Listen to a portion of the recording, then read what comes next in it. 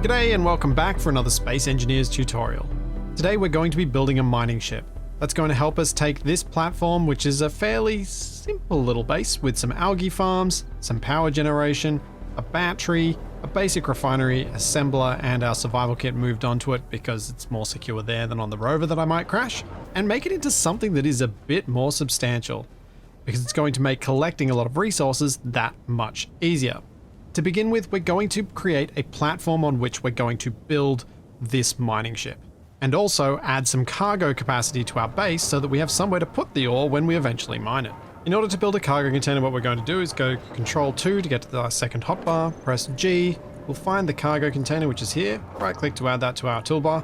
While we're here, we're also going to add a couple of extra blocks. We're going to add the conveyor junction, this one here, the larger one, this smaller one, and the connector, this one here. A large grid small cargo container has a bunch of components in it that we're going to need, and one of them is metal grids. If we have a look at our production window here, metal grids require cobalt. This is not the only block we're going to build today that requires cobalt, so you must have found cobalt before you can build this ship. I was fortunate enough that the iron deposit that I settled on is also one that contains cobalt, so I dug down deep and got to that.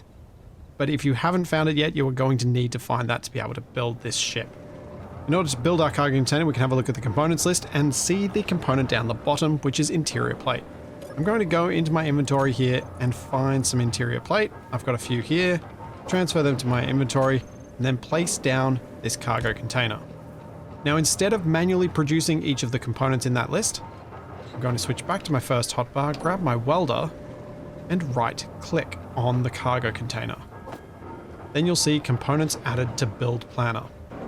The build planner can be found if we go to our blocks menu over here. This is a collection of components that you have added that you want to get into your own inventory in order to build some blocks. In this case, it's got all the components that are missing from this small cargo container. And now with the cargo container in our build planner, we can go to a conveyor port on this basic refinery or anywhere else that we might have accessible resources and click with the middle mouse. That's going to withdraw everything that you currently have that you need, but it will tell you a list, as it did there, of the components you don't currently have. And then to produce those ones, we can press Shift middle mouse, have a look at our production window, and you'll see that those have been added to the production queue. So the assembler will make these as soon as it can. Now, I do have some cobalt, but it's not available. If we go back to our inventory, we can see why.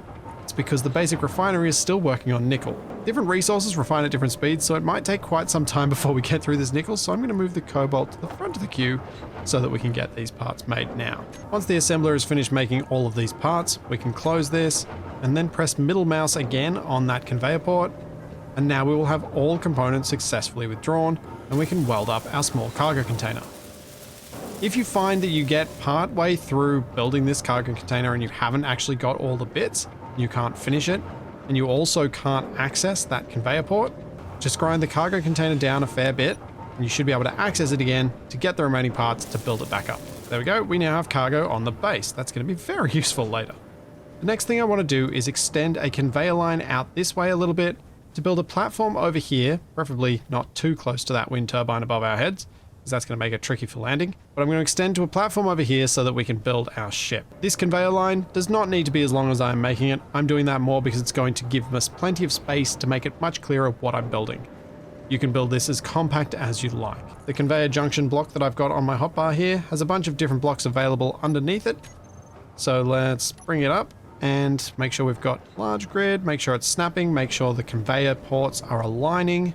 And I'm going to bring this out a few blocks, put a turn in, one more block, and then I'm going to switch to a different type of block. I'm going to switch to the reinforced conveyor tube. I want to use these because they're fully encased, which means we're going to have a flat surface to our landing pad. But these have a different starter component. You can see the bottom of the list. These are steel plate, while the other ones are interior plate. So we're going to make some steel plate so that I can place those down, which will also be needed for the connector we're going to place at the end. And I've welded this up because now you can see that this conveyor line has yellow indicator lights on it. That means that this is powered, but not connected to inventories on both ends of this run of the conveyor line.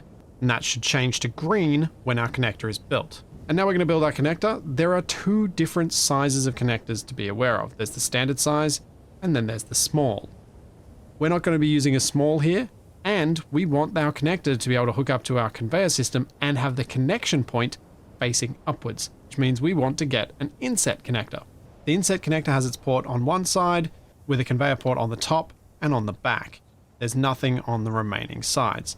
So what we need to do is make sure we align this so that the connection point is up and the conveyor port connects to our conveyor system. So we want to place it here and then weld it up. Once the connector is welded up, you will hopefully see that your conveyor line has gone green, which in this case it has. If you find that your conveyor line has not gone green, then hop into your connector, check its control panel and see what blocks are visible here. If it's only the inset connector that's visible, that means that you've somehow created this as a separate grid, which is quite doable when you're making large grid, particularly if you accidentally don't snap each block as you're building it to the existing grid, which is even more possible when you change the alignment mode of your blocks by pressing B. So if it's in local grid alignment mode, it is possible sometimes to create a new grid rather than something that is actually part of the main construction that you've started already. Now I'm going to build a bit of a landing pad around here. That bit is not strictly necessary. It is just to make it much clearer what's going on. And now to get started with our mining ship. We're going to be building from this connector. That isn't the only way that you can build small grids. It's just quite a convenient one that also allows us to transfer power to this thing that we're building while we're building it. Another common way to build it would be to go to your block menu, find the landing gear, switch to the small grid version by pressing the number that it is on the hotbar or by pressing R and dropping one of these down. Landing gear, when dropped, even before being welded, will lock down to the ground, so you can then build off this as a stable platform. The downsides of building off a landing gear is that you can't transfer power. The upsides of building off a landing gear is that you can do it anywhere. So instead of that landing gear, what we're going to do is we're going to get a connector. Now we need the correct size of connector and we need it in small grid. Because I'm looking at the large grid, it's giving me the large grid version. Let's press R to switch to small grid, and we're going to switch to this connector. What we want to do is place this down with its connection point facing downwards to the connector that's in the floor. To do that, we can rotate this around. We can get this roughly over the top and click. Does not need to be exact. We can make this work even if it's a fair bit off, because we can use the magnets that are in these connectors to align this for us. Weld this up, and as it gets welded up, you'll notice that the lights go from white to yellow. That means that this is ready to lock. If I go into my connector, you'll see that in the control panel, it is the only block in the menu. Once I scroll down and find the lock option, I can lock and be connected to the base. You can see here that the connector is in white, but everything else is in orange. That's because I'm accessing this control panel via the connector. That means that everything else is counted as a subgrid, which means it gets a color. It's all one subgrid, so it's all one color.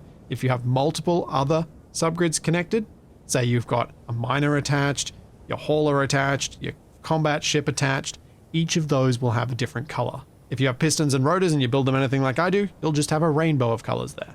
But the blocks on the same grid as the block you have accessed the control panel through will always be white. So now this is locked down, we can start building on it. The next thing we want to build is a cockpit.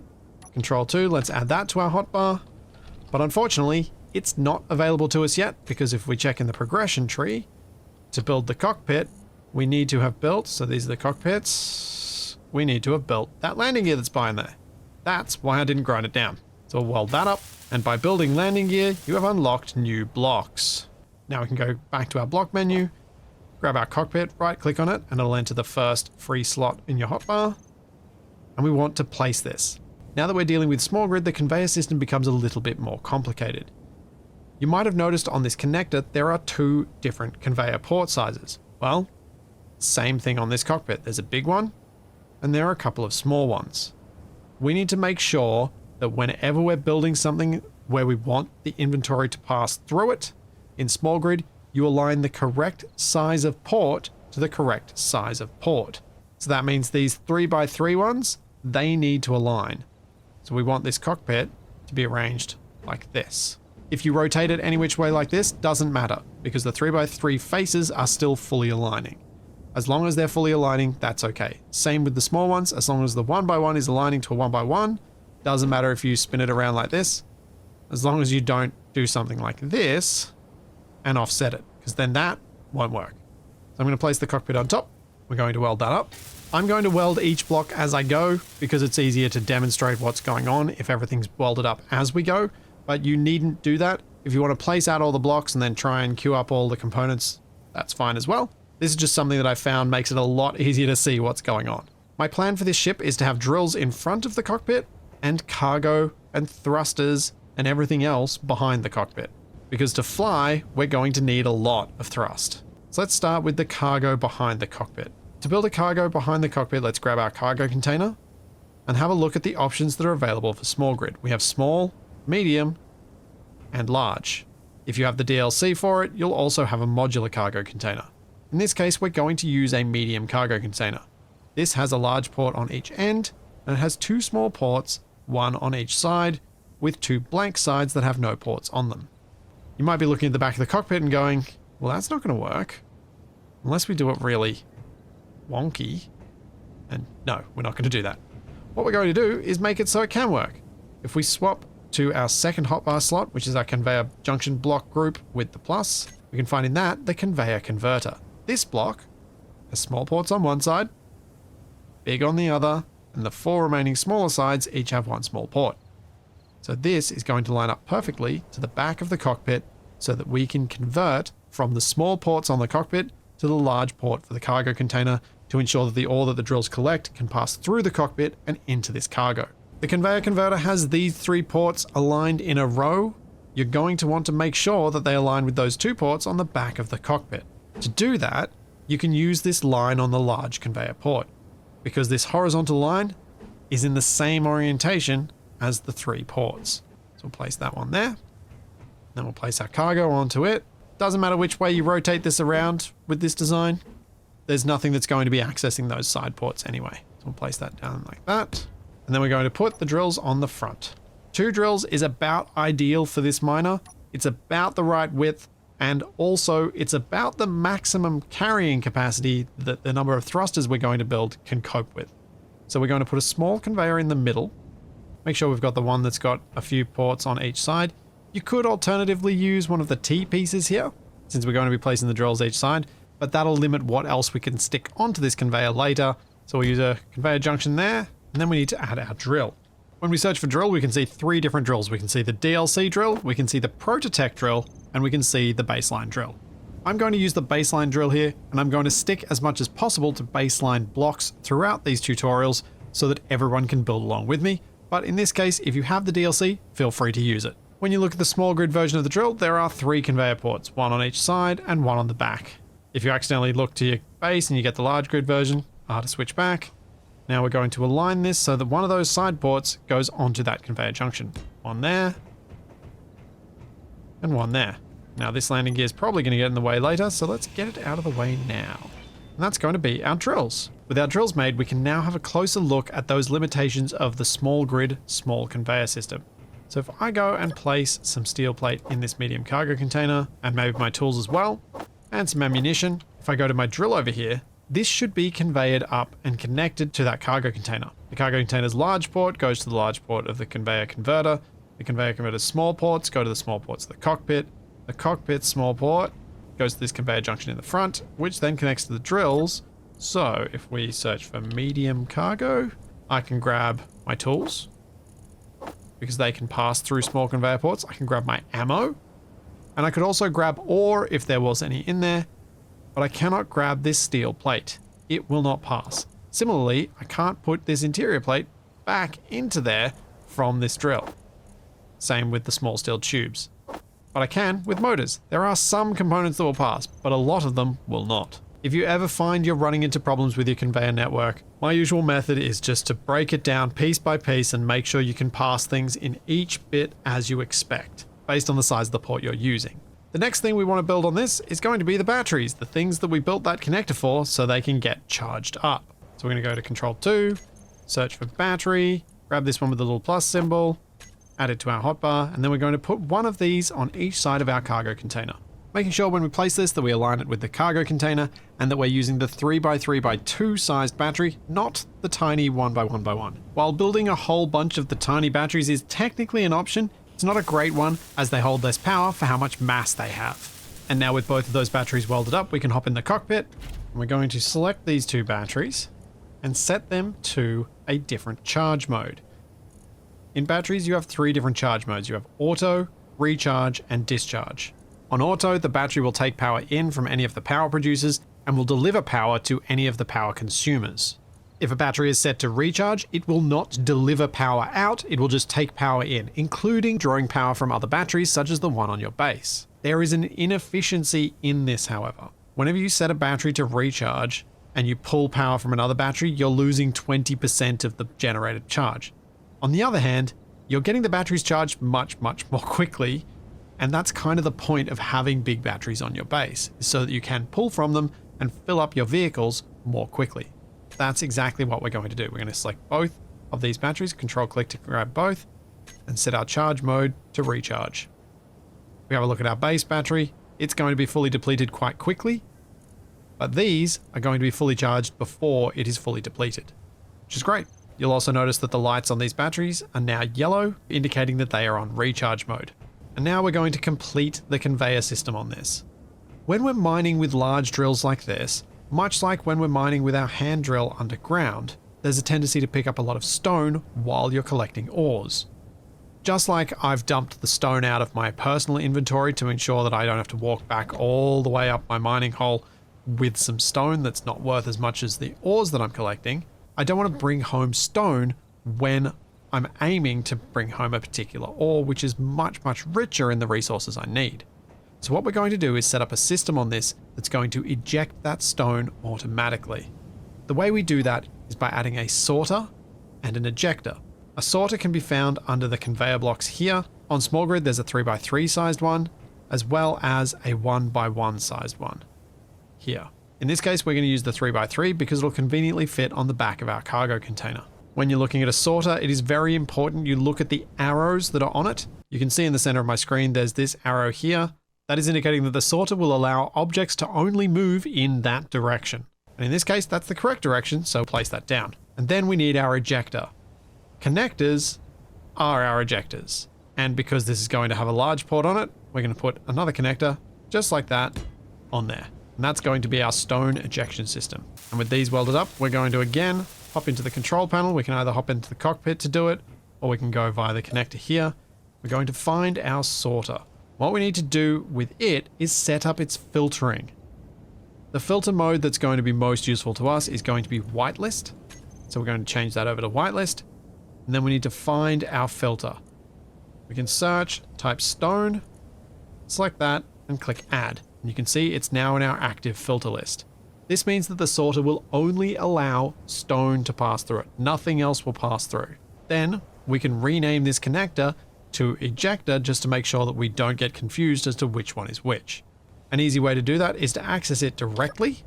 Press F, go to our control panel, which is going to open on the block that we've accessed the control panel through, which is how we know we're going to be renaming the correct block. So we'll rename that to be ejector. So our connector is the one that's facing downward and connecting to the base. The ejector is the one that's going to get rid of our stone. We're going to turn this block off, and then we're going to select throw out and collect all. The reason we turned the block off is that if there is any stone in your base, this will pull it through and eject it right now, which we don't want, but we will sort that out later. With that, we're ready to start adding our thrusters. So let's get our atmospheric thrusters on our hotbar. That's this group here. Right click. And we can now look at the various different types of atmospheric thrusters. There are these large atmospheric thrusters. These are the most power efficient, but they're also quite large, and that can make them difficult to incorporate into builds that are as small as what we're going to make here. But they are the most efficient for converting electricity into thrust. The next one are these regular atmospheric thrusters. These are equally the most inefficient thrusters for converting power into thrust. But we're still going to use them today because their particular shape makes them well suited for certain situations. Then we have our large flat atmospheric thrusters. These come in a couple of different shapes. You've got your D and your regular.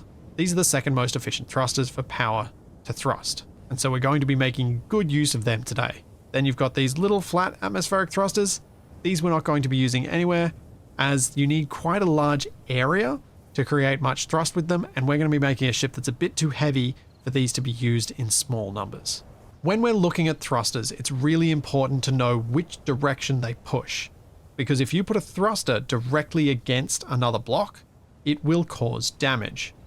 In the case of the flat atmospheric thrusters that we're going to use here, you can see which direction they're pushing because that cone points the direction that the thrust exhaust is going to come out. It's that exhaust you're worried about. You don't want to put blocks in front of that exhaust. So for the flat blocks, the exhaust is going left when looked at this way. For this large atmospheric thruster, again, exhaust is going left. And for this small one, exhaust is also going left. So we'll need to be careful to make sure that we're pointing these in the correct direction. At this point, some of you might be wondering about the intake side of these thrusters, and that side doesn't matter at all. There's no need for a specific intake. You can have that completely covered up, as long as the planet you're on has a thick enough atmosphere for these thrusters to work. So let's get that large atmospheric thruster D shape, and we're going to place 2 of them, one each side of this connector. One down there, and one down here. And now we're going to need to be building underneath this thing here. We're going to be needing to place blocks under here, which can get a little bit tricky. If you're having significant difficulties getting the blocks to place there, one thing that might make your life easier is just to grind out some of this platform and give yourself more room. When building things that can fly in Space Engineers, if it's within a gravity field, I tend to build 5 directions of thrust. That's thrust to push you upwards, thrust to push you forwards, backwards, left, and right. I don't tend to put things to push you downwards because that's gravity's job, and that saves you from carrying the thrusters to do that. When you're in space, however, you need 6 because there's no gravity to force you to go down, and it's kind of annoying to stop without it. So let's place 1, 2, 3 of these thrusters on the side. Then we're going to place a light armor block in the middle here to ensure that our D-shaped block goes in the right spot. So there'll be 1 block there.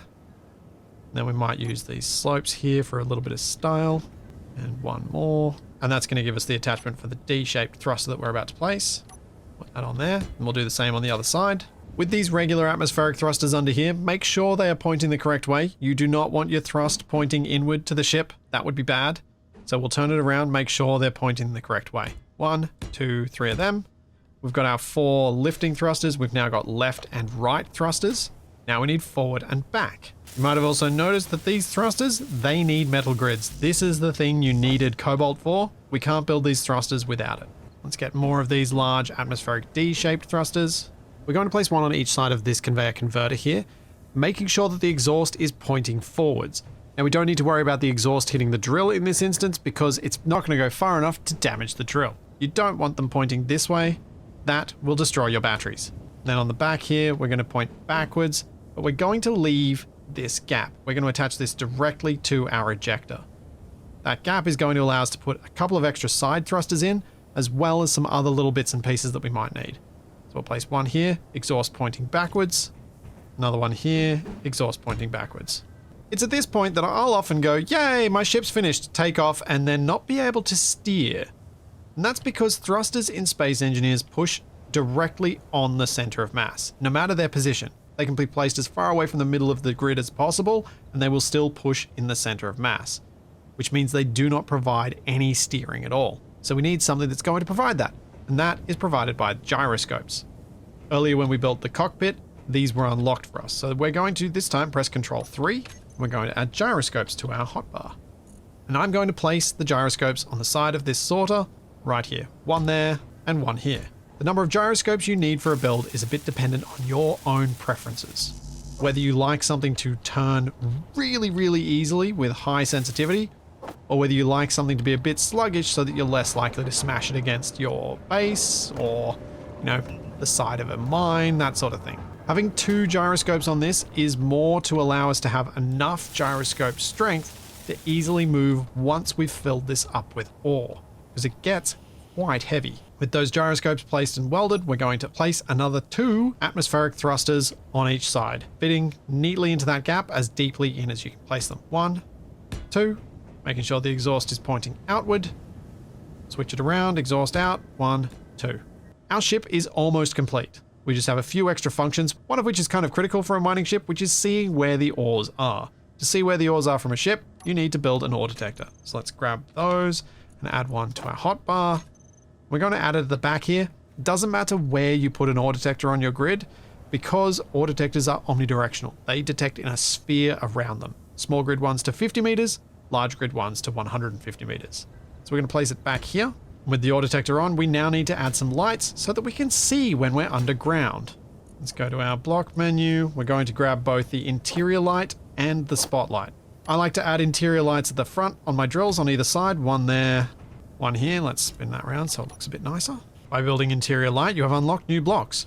Conveniently, one of the new blocks we unlocked is something that we're going to build in a second. The rear lights, I think I'll put over here. One there and one there. These interior lights are more for situational awareness. They'll show you everything in the local area. Their lighting is not properly occluded by blocks, so they'll be able to light through things as well. But to see a bit further ahead of us, we're also probably going to want to have spotlights. I'm going to place 2 spotlights up the top here. We're going to place a little slope so that they've got something to stick to. One on each side of our reverse thrusters. Grab our spotlight. We're going to place them on the front here. If we look at the spotlight, you can see that there are bars across it. If you want to minimize the impact of those bars in what you can see, place them vertically like this. Because if we place one there and one here, they are each going to light the other light's dark areas. Whereas if we place them horizontally, the dark areas will align, and so you'll still have those dark bits there. So with those lights on, let's add 2 more blocks under here. We're going to add the event controller, and we're going to add a beacon. The event controller is for making docking to our base simple. It's going to be a one-click thing to help us dock to our base and have everything behave correctly. The beacon is for if we accidentally fall out of our ship, we can find it again. By building beacon, you have unlocked new blocks. The new blocks we've unlocked are antennas. You could replace this beacon with an antenna. In this instance, the beacon is just here in case we fall out of the ship, or we die, or we starve, suffocate, whatever, that we can still find our way back to the ship. An antenna would be for remotely accessing the ship. It costs more power, so we're not going to build that here. The beacon suffices for our particular uses. With those blocks added, the only things left to do are to set this thing up so that the blocks all do what they're supposed to do, test this thing, and then give it a bit of decoration. So let's start with setting these blocks up. First off, let's set up our beacon. Find the beacon in the control panel, and for the HUD text, let's give it a name. I'm going to call this Big Ears. And while we're naming things, we can also name this grid. We can go to Info, and we can change the grid name to Big Ears, making sure you click OK to apply the changes to keep that name. Cannot tell you how many times I have forgotten to press that button. So we've named the beacon. Let's give this a bit of a flight test. To do that, we need to make sure we turn those batteries back off recharge so they can provide power to the grid when we disconnect. So we'll grab both of these and select auto. This is really important. Do not undock before you've done this with the batteries. When batteries are on recharge, they do not provide power to anything. And that means your ship will fall. Which in my case it will fall, but if you had a platform, maybe it'd be okay. Then we're going to add to the hotbar of our cockpit the connector. We can add to the hotbar of our cockpit by pressing G, just like we do for our suit, and we find our connector. We can search connector, we have connector, we have ejector, and we have the inset connector.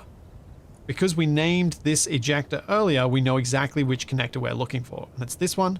My habit is to put this on 9, so it's not something I accidentally click in the heat of battle or in the heat of, oh my gosh, I'm about to crash. And we're going to select switch lock. So that means whenever we're near the connector, we can switch that lock. So now we can do the test. So we're going to unlock by pressing 9. Now we can try and press space to go up. And the ship flies up. One of the important things to do when you're testing anything with thrusters is to make sure you have enough of whatever the thrusters require to work. In this case, it's power. So to test these thrusters, we need to combine the 3 directions of movement that use the most power. So in this case, that's up, combined with one direction, either left or right, and either forward or backwards, because our forward and backwards are equal, and our left and right are equal. So let's go up, forwards, left. Looking in the bottom right of my HUD, you can see that I am maxing out on power. It's at 100%. So these thrusters are trying to pull more power than is available on the ship. We can see by how much by selecting one of our sideways thrusters. So we're going to turn off one of these left thrusters and we'll try it again. So we go left, forward, up. And now you can see that we're at 98, drops to 97%. That happens because as we gain altitude, the thrusters produce less thrust, which means they consume less power because the power consumption is directly linked to how much thrust they're outputting.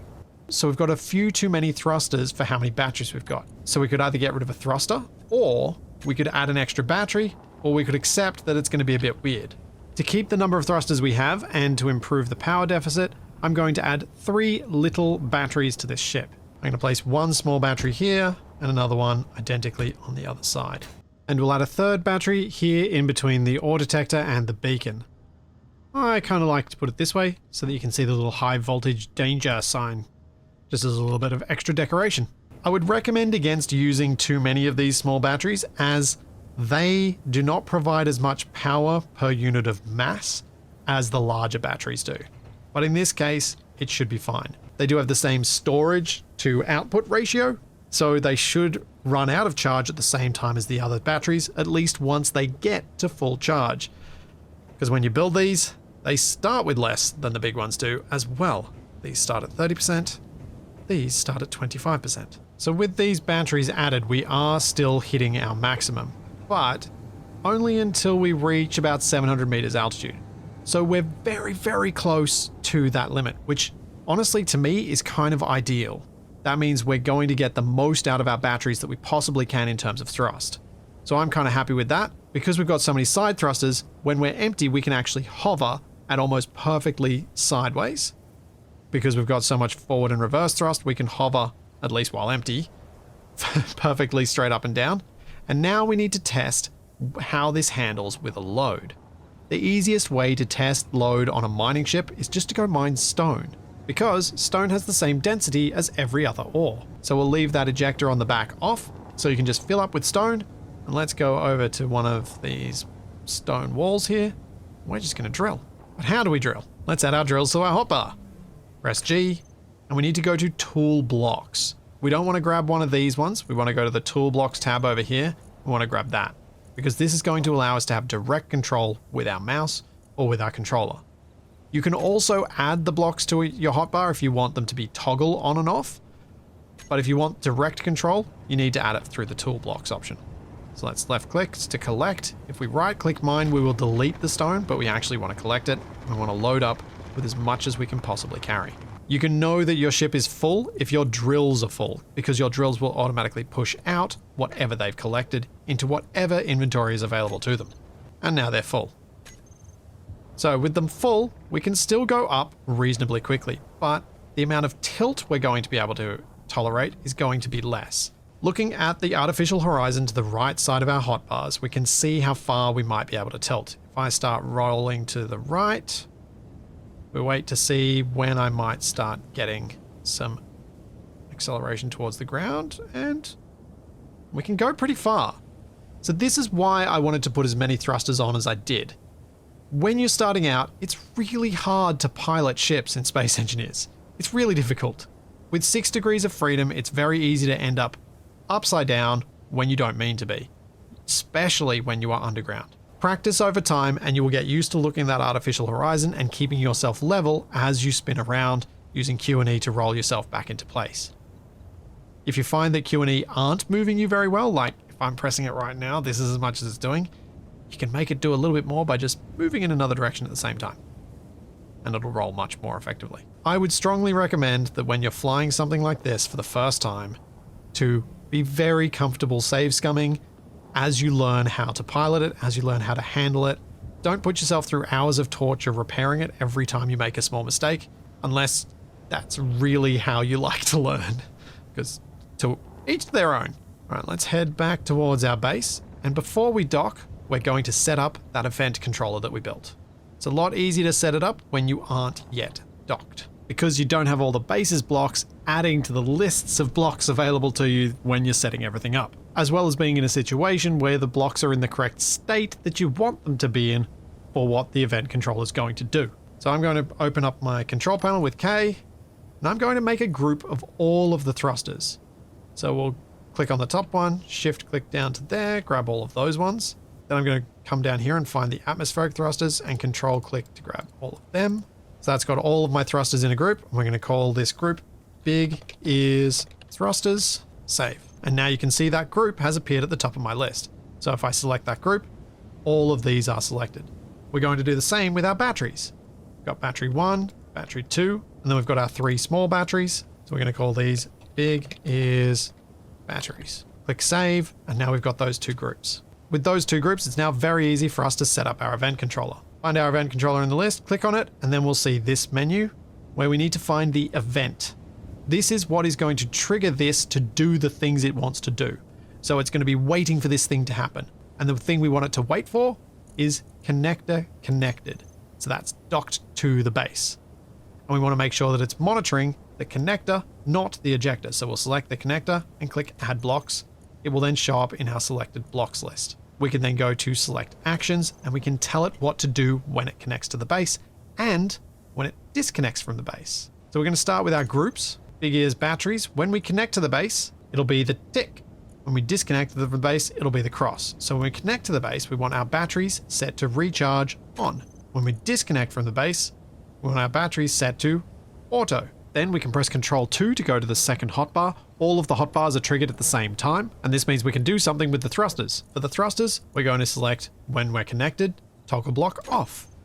When we disconnect, toggle block on. This is just a nice habit to get into because it can save you power, but it can also save you issues later when you have more complex connector setups. Then we'll go to hotbar 3 and we'll go back to our home group, and we're going to turn our beacon on and off as we disconnect and connect. So as we connect, we want it to toggle off. As we disconnect, we want it to toggle on. Same with our ore detector, toggle block off, toggle block on. You can just right click on them up here and they will fill left to right down here. And our ejector, we can toggle block off when we connect so we don't throw out any stone that might be being refined in the base. And we can toggle back on when we disconnect. So that's the important ones set up. We could also have the lights turning on and off as we disconnect. You could make a group of those. You can set this up however you like.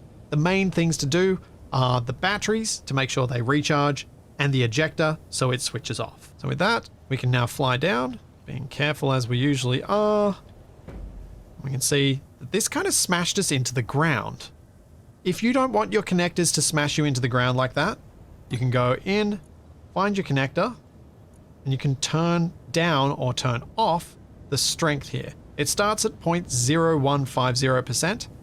I'm going to turn it right off, and then you'll find that there's no magnetism at all, and we can position ourselves waiting for that yellow light, and then click connect. As we connect, our thrusters turn off, our batteries turn to recharge, and our beacon and ore detectors turn off as well. So now, it's time for a little bit of decoration, and then to go out mining. Decoration-wise on mining ships, it's generally a good idea to keep it fairly minimal, because the more mass you add, the less ore you can carry. But I kind of want to make it look at least a little bit tidy, so we're going to put a couple of slopes here. I'm going to put a couple of plate across the top here, just so we've got a few color options. And then underneath, a few plate down here just to hide some of these edges. And then on any of the exposed conveyor ports, I like to put these on, these little conveyor caps. So now we need to paint our ship to make it look a little bit more interesting. Bring up a block in hand, press P, and we can select a color. In this case, I'm going to start with a dark gray, and I'm going to leave it in this battered armor skin. And I want to paint this as an undercoat, effectively, over the entire ship. The way we can do that is, with painting, middle mouse does one block, whichever block is highlighted. Control middle mouse does a 3x3x3 cube. Shift middle mouse does a 5x5x5 cube. And Control, Shift, middle mouse does the entire grid. Be careful doing that key combination, because you may undo some painting that you really didn't mean to undo. But with that laid down, we can now go and grab some of these colors from our rover. I'm going to grab this yellow, and to do that, I have a block in hand looking at the yellow blocks, and then I press Shift P, and that will grab the color. One thing I like to do with these conveyor caps is to paint them a different color than the block that they are attached to. So let's grab our gray back, Shift P, and we'll color that the gray, and that the gray, as I find it breaks up the monotony of the color in some of the blocks really quite nicely. Grab some of this white, Shift P again. We'll do this down the midline, so there's a bit more contrast going on. Clicking with middle mouse for each block I want to paint. Maybe paint these lights as well. And I think that will pretty much do us. That gives us a fairly high contrast paint job, and I'm pretty happy with it. High contrast being good for something that's construction or mining focused. So with that, we have a fully functional mining ship. Let's go dig something up. Disconnect from the base. Everything just works. And we start ejecting the stone that hadn't yet been processed by the refinery. Let's go collect ourselves some nickel. So this is our nickel mine that we started before. Now obviously we're not going to fit down the hole that's been drilled so far, but we can quite easily make a hole that is comfortably big enough to accommodate this ship. The way we do that is to right-click mine and clear a nice large area so that we can reach down to the ore we're trying to get to, making sure as we move around that we keep fairly level. Now obviously our ship is quite capable of being very upright, but the more upright you go, the more likely you are to accidentally go beyond upright and start tipping over. Because if we're like this, and then all of a sudden we're like, oh, I can just get that bit, can't I? And then we're upside down. That's not ideal. I got lucky, I haven't broken anything, so I should be able to use my gyroscopes to flip myself over. But if you get unlucky and you do break something, it's not good. That's a quick load. I'm going to keep using my terrain clearing mode for my drills to clear out a nice open area so that I don't have to fly and risk crashing into things all the time. And you can see that nickel's now exposed. I don't have to tilt down too far to left click mine and start collecting it. Because my ejector is on, you should start seeing some stone coming out the back as it clears that out of my inventory automatically as we're drilling out nickel, which is the thing we actually want. We just keep mining, check our drills from time to time, see if they're full. We can also have a look at our mass on the right-hand side, because our mass will indicate whether we are full. And it looks like we're full at about 58 tons. Have a look now. Drills are completely full of nickel, and we are at 57,932. So if we hit that level, we are full. There are ways to set up other detection systems, such as using event controllers to detect when cargoes are full and then turn on a light that you can use to detect things. But honestly, with something that we can completely fill and safely completely fill, mass tends to work just fine for me. Now, when we're coming back home fully loaded up, be very careful on your approach. Any little collisions here are much more likely to break something. I mean, at least if you break something, you're at home, so it's easy to repair it. But we can come down here, gently does it, try and align those connectors. If you're having trouble aligning these connectors, there's something else you can add. I don't tend to use these much, but a lot of people do find them to be useful, and that is a camera for docking. Go to your G menu, search for camera, add it to your hotbar, and let's go and grab the parts for that. And while the ship's hovering, it gives me enough room to place one of these on next to the connector. So we might replace this block here and put our camera right on there. With cameras, the camera text indicates where top of the camera will be. I personally would prefer top to be forwards, so I'm going to place it that way around. Hold it up and go back into our cockpit, press G, find our camera. I'm going to drag it down to 8 so it's next to my connector so I know it's for docking. And I'm going to select view and then press 8. We are now looking through that camera. You can zoom in and out with your mouse wheel, but we can see at the bottom our connector. And while I'm trying to align this, worth noting that if you want to get out of your camera view, you press F. Don't press it twice, you'll get out of your cockpit. And then you can see on my hotbar, that connector now says ready to. That's ready to lock. So I can lock and we're docked to the base. When we return from our mining trip, we will have a bunch of nickel in our ship, some of which will be automatically pulled by the refinery to start working on. But it won't pull all of the ore. We are going to have to manually transfer some of it out to ensure that our ship is empty. A relatively straightforward way to do this is to select show only inventories of the current ship on this side while I'm sitting in the cockpit of this ship, and then find our cargo. So I'll search cargo, and we can see small cargo container is in orange, and then we can drag any of the ores that we find on this side into that small cargo container. In fact, we can also offload a lot of these components too. We don't need them being stored on the ship either. But you will have to manually offload this ship unless you set up some sort of system on the base, perhaps using a sorter like we did to move the stone out. We could use something to move ores in. You could set up a sorter on the base to drag everything out if you want to as well. Some of you might be wondering at this point, or were wondering earlier, why didn't I hang the drills underneath the ship and just drill straight down? After all, the ores are down. If we have a look down in this large hole that I just made, ore deposits are like a large pancake spread just under the surface. This iron ore deposit here is probably one of the thicker deposits you're going to find. If I would have digged down from the surface and grabbed that iron, I'd probably be able to get through that thickness, then I'd have to go back up to the surface, move across, dig back down. But with a horizontally oriented miner like we've built, we can dig a single tunnel down to it, start at the edge, and work our way in. Larger miners can absolutely work efficiently as a plunge style, but little ones, I've always felt that these miners are a much better solution for the early stage, with the late stage being more up to personal preference. With that large load of nickel delivered, and the confidence that we can go out and collect large loads of other materials, it's time to start thinking about expanding our base and getting full refinery, full assembler, and starting to actually give this thing some style. Alongside that video, I'm going to be looking at some ways that we can optimize our rover in the early stages and also expand it in a variety of ways. If you've got any extra questions, please let me know in the comments and I'll do my best to answer. But I'll be back with more of this very soon, and I'll see you then.